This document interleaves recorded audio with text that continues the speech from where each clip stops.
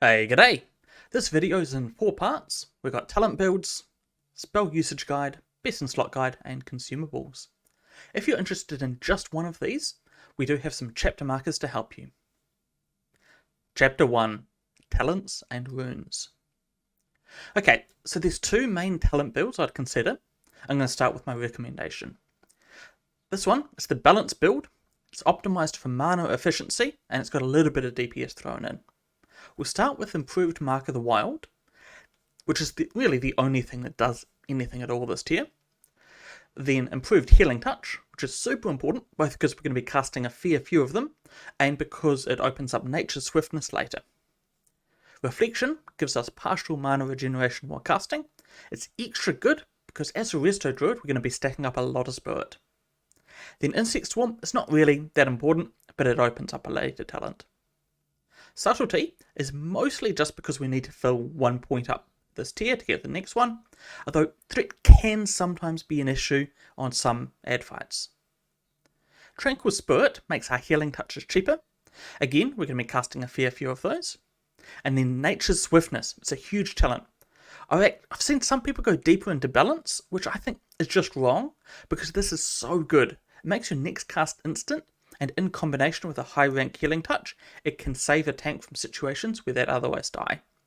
Don't go using it on cooldown or anything, but what you want to do is make a macro with it, and max rank healing touch, and then save it as a panic button. And then finally in the Resto Druid, we're grabbing Gift of Nature, which gives us 10% bonus healing. Now this does only apply to the base healing of the spell, not our plus healing stat, but our plus healing stat, it's actually going to be somewhat low at level 40 anyway. Then in the balance tree, we're going to take Improved Wrath.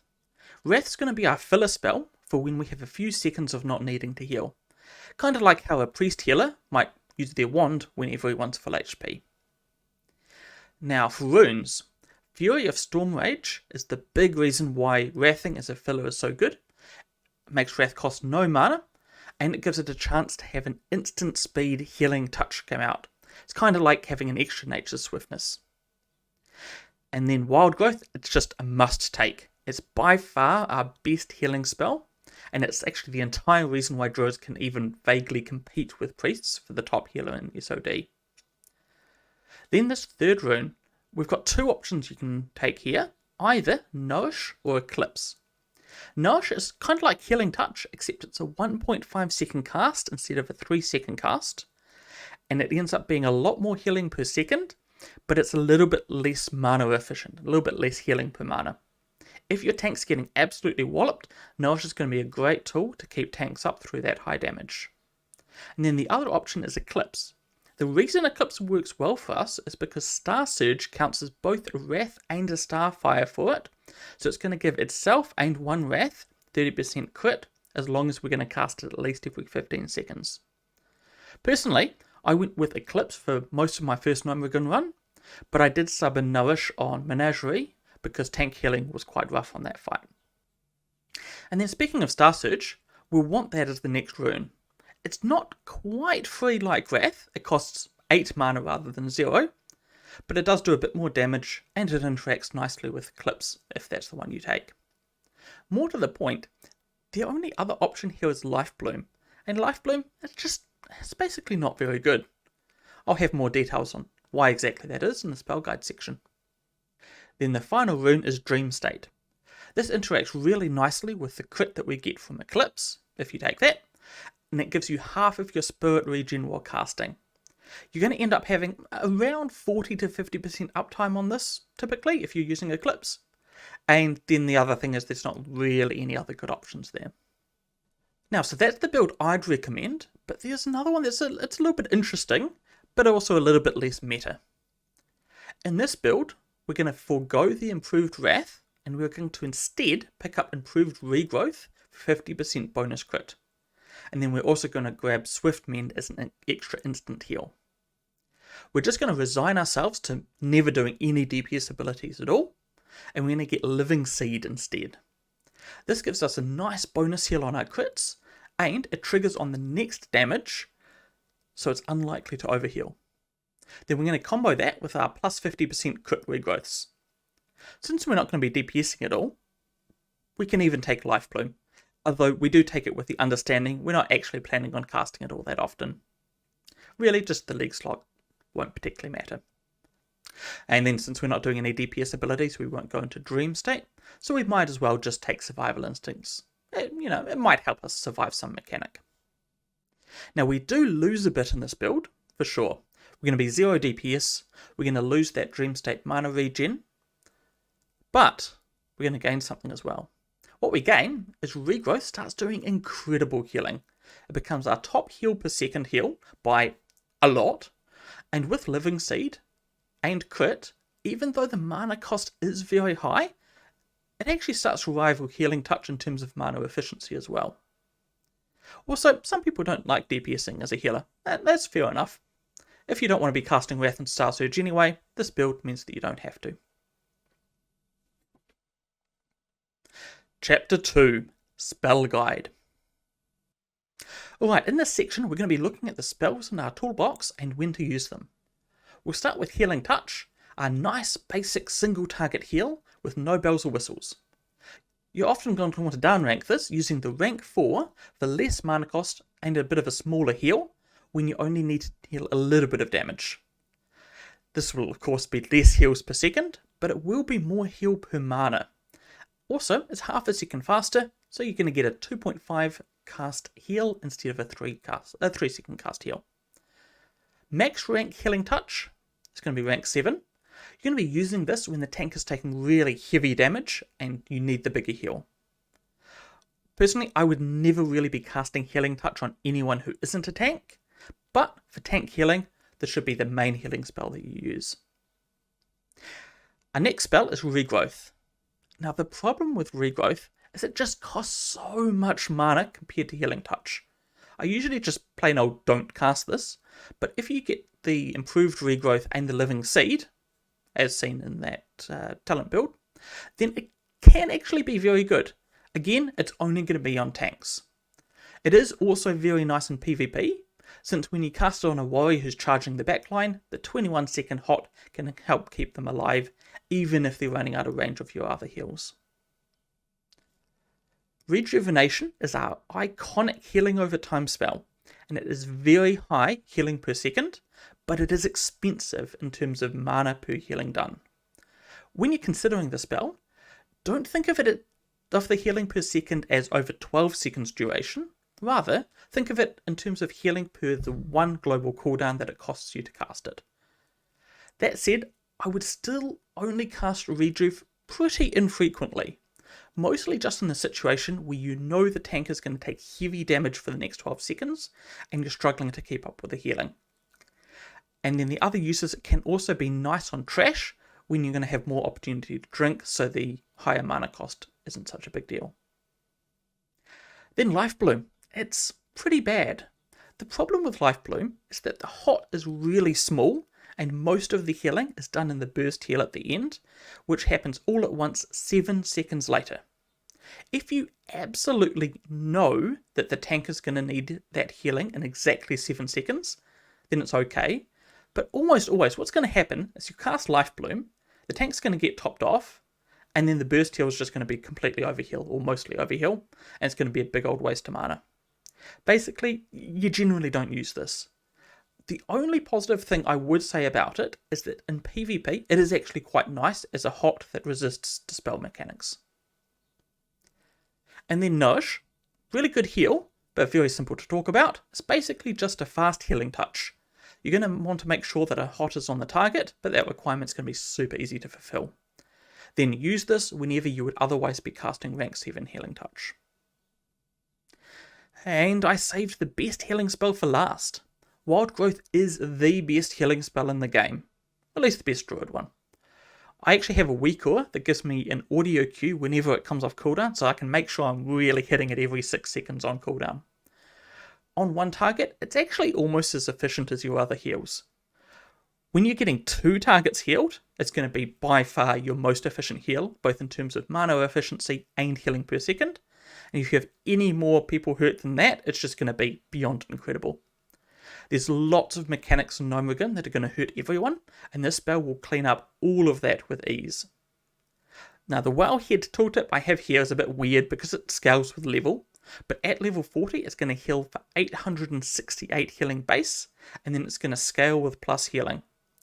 So it actually ends up healing each person for around 1,000. Now that's all of the heals, but to briefly touch on our 2 DPS spells, we want to think of Wrath like Wanding. It costs no mana, it does a little bit of damage, but it's better than sitting on your hands. It'll also be useful for keeping up Dream State, especially if you go for the Eclipse rune also. And then the Star Surge rune, the rule for that, anytime you would be casting a Wrath, if Star Surge is up, then cast that instead. Nice and easy. Chapter 3, Best in Slot. Alrighty, the best in slot choices. For each slot, I'll list the absolute best, the pre-raid best, and then an easy to get option. For helmets, there are 2 best in slot options, being the epic helms from either tailoring or leatherworking. Either of those is going to be really good. The mana reduction from tailoring I think is slightly more valuable than the spirit regen from leatherworking, since we do have Dream State anyway, but the leatherworking one does have a longer duration buff. If you're either profession already, I'd just stick with whatever you've got, but if you're leveling the profession specifically for this, or somehow if you're both leatherworking and tailoring, I would probably lean towards the tailoring one. Then the pre-raid best in slot technically is Papal of Fears, a tiny drop chance from one specific trash mob in Alderman. That's probably going to go for at least hundreds of gold, possibly more. Personally, I just go for the easier to get option. It's almost as good, and that's White Maned Chapeau. I don't know if I'm pronouncing that right, it's a weird word. And that comes from Whitemane and Scarlet Monastery Cathedral. For the next slot, the absolute best in slot is Pendant of Homecoming from Gnomeregan. That's going to be from that quest drop on the final boss. It's a lot better than anything else. I'd definitely go for this one, by the way, over the damage one. Taking spell damage over healing was something that we did in phase 1, but that was very much a BFD thing rather than a Gnomeregan thing. Then for the pre-raid best in slot, you just want to grab a Triune Amulet, again from Whitemane and Scarlet Monastery Cathedral. For the shoulder slot, you're going to want the generously padded shoulder pads from Gnomeregan. And for the pre-raid best in slot, the World Drop BOE Sheep Shear Mantle is ideal. But for an easy to get alternative, we could grab an Inquisitor's Shawl from High Inquisitor Fairbanks and Scarlet Monastery Cathedral. You'll probably be spending a fair amount of time in Scarlet Monastery Cathedral. As for your back, the absolute best is Cloak of Invention from Gnomeregan, but there's 2 options for pre-raid that are both pretty easy to get, and they're basically as good as each other. Either Cape of Hemostasis for 2 silver coins from the STV Blood Moon event, or you can grab a Battle Healer's Cloak from Honoured with Warsong Gulch. Then for the chest slot, absolute BiS, we're going to want a Hyperconductive Shimmer Shirt, and we're going to be going for that whole set. But the Dreamweave Vest is really nice pre-raid option, and it's crafted, so it should be really easy to get. The only caveat is that the Wild Vine and Heart of the Wild that are needed for it, they are a little expensive at the moment, but given how easy they are to farm, I'm going to expect that they're going to be very cheap very soon if we give it a bit. Then for the wrist slot, the absolute best in slot is the Tinker's Wrist Wraps from Gnomeregan, but almost as good are the Dryad's Wrist Bindings from Warsong Gulch Exalted. Unfortunately, this does take a lot of doing, since the Ashen Veil event, while it will give you rep up to Revered, it stops at Revered. You can get 1,000 rep per week from the Ashen Veil weekly quest, so that'll help you. And probably want to make sure you're still doing that at level 40, even though it's level 25 content. But otherwise, you'll just have to live in Warsong Gulch for a while. If you don't want to do that, hey, fair enough. For some easy to get alternatives, you could do the Captain's Chest quest in Booty Bay for Bloodband Braces. It's a bit of a tongue twister. And then you'll probably need a full group for that, or you can just get one helper to help you kite it to the guards. The other alternative is you could pick up an enchanted Kodo braces off the auction house. On my server at least, they're really, really cheap, just a couple of gold. Moving along to weapons. You can go for a 2-hander, or you can go for a 1-hander with an offhand. Personally, two-hander is definitely easier in my opinion, so we're going to look at that one first. The absolute best in slot is the defibrillating staff from Gnomrigan, but very close behind it is the rod of the ancient sleepwalker from the previous phase if you got that one. If you were lucky enough to pick that up, you're going to be pretty much sorted for this phase. An easy to get option is the Advisor's Gnarled Staff from Revered with Warsong Gulch. It's going to be pretty easy to get that, just doing the Ashenvale PvP event, and that's what I'm personally wearing, and will be at least until I get a defib staff. If you did want to go for one-handers, you'll get more healing, but you'll get less Intent Spirit. The absolute one-hander best in slot is a Gear Mender's Grace with a 960 repair manual, both from Gnomrigan, and that's going to end up being a bit better than the Advisor's Staff, but it's going to be, in my opinion, worse than wearing a defib staff. And then for pre-raid options, you can get a Hammer of Righteousness from Whitemane in SM Cathedral, and then for the offhand, the absolute best is a Beacon of Hope, which is a BOE. Then the relic is slim picking. You're going to be wanting to use the Mind Expanding Mushroom, which we got in BFD last phase, or at least hopefully we got that in BFD last phase. And the only really other idol that we can look at is Idol of Wrath, which comes from Gnomrigan. Really, we don't actually care about a wrath damage that much. It's just a filler spell for us. So definitely try and get that Mind Expanding Mushroom if you can. So let's continue on to the gloves. Unfortunately, they forgot to put anything in Gnomrigan for us, so our best in slot is going to be the Crafted Dreamweave gloves. If you do have a slick fingerless gloves from BFD last phase, hey, those are good too. They're almost as good. But really, just get the Dreamweave crafted for you as soon as you can. Now, for belt, we're going to be looking at the Mech Mender's Sash from Gnomrigan, and that's going to blow away any of the pre-raid options by a lot. The only really thing that we can even think about from pre-raid without embarrassing ourselves is the Earthen Silk Belt, and that's going to be crafted by tailors, and it should be pretty easy to get. Then for pants, we're going to be continuing the Hyperconductive Mender set with the Pantaloons from Gnomrigan. Again, this is going to be far better than any pre-raid option, and especially once we start picking up that set bonus. For the pre-raid best in slot option though, a 42 healing green is actually ideal. Even though we don't really like healing as much as mana stats, you do just get so much of it that it makes up for it. And then a bit easier to get is the red Mageweave pants from tailoring. It's going to be a fine option until you get the raid drop. Then our boots fill out the last piece of our set with the Hyperconductive sandals, and again it's going to be much better than the pre-raid best in slot. That pre-raid best in slot is Furin's boots, a BOE world drop with heaps of spirit on it, which we like. For an easy to get, the South Sea Mojo boots are a reward from the level 45 quest South Sea Shakedown, which you're going to want to do in a group to make it faster, since the mobs are 44 to 45. You probably can kill these at level 40 solo, but it's just going to be a bit slow. You might as well do this in a group. Now, as for rings, we have one relevant piece from Gnomrigan, which is the Hypercharged Gear of Innovation. Until we get that, what we're going to do is we're going to wear 2 Advisor's rings, which come from Warsong Gulch Reputation. We're going to wear the level 38 one, and we're also going to wear the level 28 one. Even though they are unique, these 2 count as different items, because they're the different levels, so we can use both at once. And then when we get our epic ring, we're just going to sub out the level 28 one, and we're going to keep that level 38 one.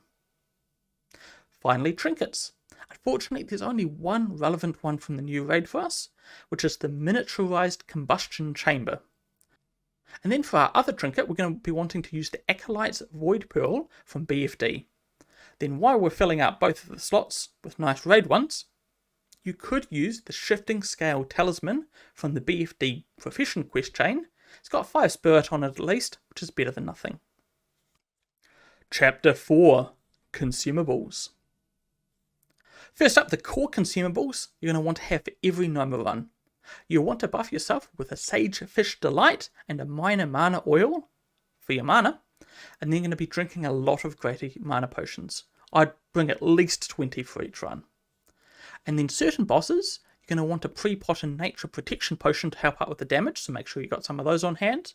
And then finally, a couple of free action potions, which you'll use on the very last boss.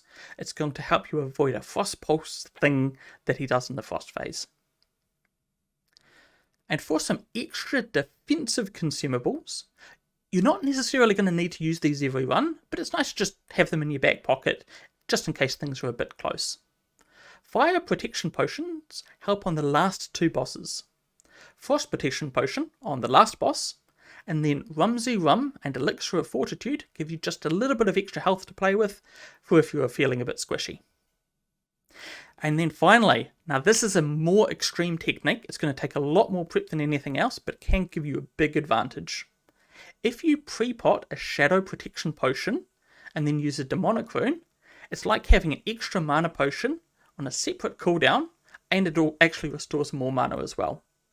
The damage you take from the Demonic Rune is Shadow, so the Shadow Protection Potion can remove that downside for you. But the Demonic Runes, they do take a bit to farm, and you're probably going to need a hunter to help you, but if you are looking for an extra edge, it's a good option. Chapter 5. Like and subscribe.